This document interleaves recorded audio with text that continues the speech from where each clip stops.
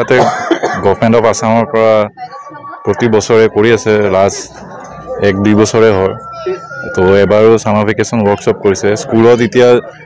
generally ষ্টুডেণ্টবিলাকৰ summer vacation হয় তো তেওঁলোকৰ যাতে ভেকেশ্যনটো ভালকৈ যায় আৰু মানে ভালকৈ যায় ইন দ্য চেন্স ডেট ইয়াতে যোনকেইটা ডান্স শিকায় বা কালচাৰেল যিমান বস্তু আছে আমাৰ বড়োলেণ্ড আমাৰ কোকৰাঝাৰ ডিষ্ট্ৰিক্টত যেনেকৈ বাগৰুম্বা ডেন্স বা গান হওক বা এক্টিং হওক বা মাৰ্চেল আৰ্টছো আছে নেকি মাৰ্চেল আৰ্টছো আছে তো যাতে ষ্টুডেণ্টবিলাক আৰু এক্টিভ হৈ থাকে আৰু ডান্স চান্স কৰিলে শৰীৰৰো ভাল হয় আৰু মনটো ভাল লাগি থাকে আৰু লগতে পঢ়া শুনাও ভালকৈ কৰা যায় তো সেইটো কাৰণে এই ৱৰ্কশ্বপটো পতা হৈছে আৰু বড়ো ডেন্স ইমান বাগৰুম্বা ডেন্স যোনটো আছে সেইটো যাতে শিকিব লাগে সেইটো কাৰণে মাষ্টাৰ ট্ৰেইনাৰো দিয়া হৈছে সব LACতে কৰা হৈছে এইটো আমাৰ কোকৰাঝাৰৰ 5টা LACতে কৰা হৈছে আৰু ইয়াতে আমাৰ আফলাগা হাইস্কুল আৰু বনগা হাইস্কুলত ইয়াতে আমাৰ সামাৰ ভেকেশ্যন ৱৰ্কশ্বপটো সেইটো কাৰণে কৰা হৈছে ইয়াতে আপোনালোকৰ 15 দিনৰ কাৰণে প্ৰগ্ৰেমটো হ'ব আজি আৰম্ভণি হৈছে আজি 10 জুলাই তো 24 জুলাইলৈকে এই প্ৰগ্ৰেমটো চলি থাকিব दिनैहाय नैबे जोंहा आफलागाव हाई स्कुल बेयो जोंना दतमा LACनि आन्दाराव गोग्लैयो दा बेहाय आसाम सोरखारा माने गुबुन गुबुन जायगायाव बोसोरै बे गोलोम बोथोरनि बन्दनि माने मोनसे मोसानाय दोरोङारि मोसानाय माने मावबादा बानायो आरोखि दा देग्लायबो माने आसाम सरकारा बे हारिमु बिफाना खालामदों बे जोंनि BTR सरकार हारिमु बिफाननि मदद लोगोसे जोंनि जिल्लानि मददजों आरोखि दा जोंनि आफलागाव हाई स्कुलाव दिनैहाय ओपनिं जाबाय 10 तारिख जुलाइ दा बियो मथामथि 24 तारिखआव जोबहैगोन आरोखि गासै 15 दिनानो जायो दा बेहाय बिथांमोनहा दिनै देग्लायनियाव कालचारल' खालामाखै दोरोङारि मोसानायल' खालामाखै मार्शेल आर्टबो खालामदों ड्रामाबो खालामदों आरोखि आरो गुबुन जायगायाव जगाबो खालामदों आरोखि जेराव माने पसिबल जेराव माने सुबिदा जेखौ इन्टारेस्टेड जेराव माने गोहोम गोलैनाय बेहाय बेखौ क्लिक खालामदों आरोखि दा जोंनि रामपुर बेलाव माने दोरोङारि मोसानाय बागुरुम्बा बारदै सिख्ला बर'नि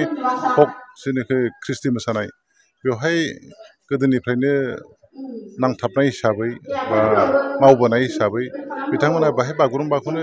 लानाया मोजां होननानै सेलेक्ट खालामना होदों आरोखि दा बेवहाय गासैहाय 50 जन सोलोंसा नांगौ सासे एसिस्टेन्ट सासे इन्सट्राक्टर आरोखि दा बेबायदि आरोखि दा बेवहाय बिथांमोना सार्टिफिकेटबो प्रभाइड खालामगोन गांफा गांफा 50 जननि गेजेरावनो खालामगोन आरोखि जुदि बारा जायोबा बिथांमोना होनाय नङा ओंखायनो जों 50 जनखौनो दा लादों आरोखि टारगेटखौ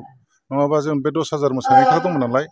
बेवहाय जाहाथे जोङो एसे फोरोंखानो हायोबा मोजांमोन बुरजा जों सानो आरोखि खिन्थु सार्टिफिकेट लुबैलायनानै बाहाय एसे उसुबिदा जानो हागौ होननानै जों बेखौ दोनथ'नाय जाबाय आरोखि दा 50 जन बे टारगेटखौ जों खालामगोन आरोखि दा जोबोद मोजां मोनो दा बेखेवनाय हाबाफारियाव जोंहा आलासि जों लेंहरदों दा बे जाहैबाय जोंहा क'क्राझारनि ADC मानगोनां सौरभ देउरि आरोखि आरो लोगोसे दंफायो जोंहा क'क्राझार माने कालचारेल डिपार्टमेन्टनि कालचार डेभेलपमेन्ट अफिसार अनुज्योति देखा बिथांमोन दंफैयो बिथांमोना मोजां साजेसन होबाय बिथांमोना फैनायखाय जों बिथांमोनखौ सोब वेलकाम आरोखि मोजां मोनदों आरोखि नांगौ मानसियानो आलासि हिसाबै बिथांमोना फैबाय बिथांमोना जोंजों दङ लोगोसे बेहाय रायजो राजा आरो बे स्कुल कमिटि लोगोसे टिचार स्टाफ लोगोसे इउनिट एबसु बे बेलगुरिनि नांजाबनाय दा बिथांमोनाबो नुजाफैदों आरो जोंनि बड'लेण्ड कालचार सेन्टारनि गोदान बिथांमोनाबो फैदों आरोखि दा बुंनो थाङोबा बेहाय मेनलि माने बड'लेण्ड कालचार सेन्टारानो खुंफैनाय बायदि जाबाय आरोखि दा खोब मोजां जों वेलकाम खालामदों बेखौ माने आसाम सरकार कालचारेल एफेयार्सनिफ्राय आरोखि बिथांमोनहा गासैहाय 70,000आव बेखौ खालामदों दा बेजोंनो माने बेनार खालामनाय बेजोंनो सार्टिफिकेट आरो बेजोंनो बिदिनो सानफ्रामबो गथ'फोरनो मोजां हाइजेनिक माने रिफ्रेशमेन्ट जाहोनांगौ आरोखि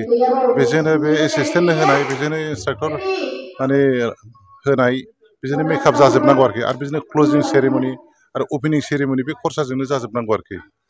दा ओंखायनो बिथांमोनहा लिमिटेड मोनसे बाजेटजों माने फिक्स खालामनानै होदों दा जोङो बेखौ मोजाङै मेनटेन खालामनो रोंबासो गोरोबगोन मेनटेन खालामनो रोङाबा जोंनिफ्रायसो थांगोन आरो स्क्रिननिफ्राय थेवबाबो